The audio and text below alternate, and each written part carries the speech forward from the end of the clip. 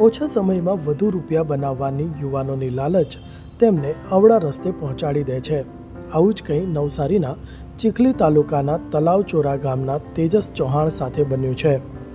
ગુનાહિત માનસ ધરાવતા તેજસે રાતોરાત રૂપિયા બનાવી લેવા હતા અને એણે સરળ રસ્તો શોધી કાઢ્યો.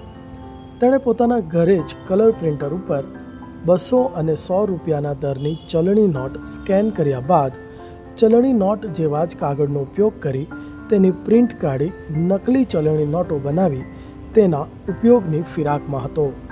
પરંતુ બજારમાં નકલી ચલણી નોટો વટાવવા જાય એ પૂર્વે જ નવસારી એસઓજી પોલીસને તેના કાંડની ખબર પડી ગઈ અને તેને 62 નકલી ચલણી નોટો સાથે રંગે હાથે પકડી પાડ્યો હતો. સાથે જ પોલીસે પ્રિન્ટર, કાગળ સહિતનો મુદ્દામાલ કબજે કરી तपासने वेग आप्यो છે. नवसारी एसओजी के द्वारा चिखली तालुका के तनावचारा गांव के अंदर सुरेश चौहान नाम के आदमी के घर के ऊपर रेड करने में आई।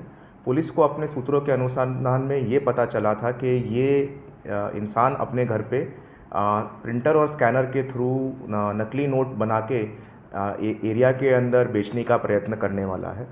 जब पुलिस ने उसके घर पे रेड करी तो उसके घर से नकली 200 डिनोमिनेशन के और 100 डिनोमिनेशन के नोट पुलिस के द्वारा कुल मिला के 11,800 रुपये के नकली नोट पुलिस के द्वारा जब्त करने में आए हैं। और पुलिस को उसके घर से नकली नोट बनाने के अंदर इस्तेमाल करने में आने वाला प्रिंटर और स्कैनर भी पुलिस ने द्वारा इस केस के अंदर जब्त किया है।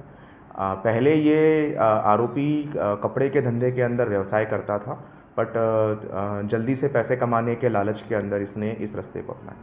जी सर, और कोई मदद कर रही है?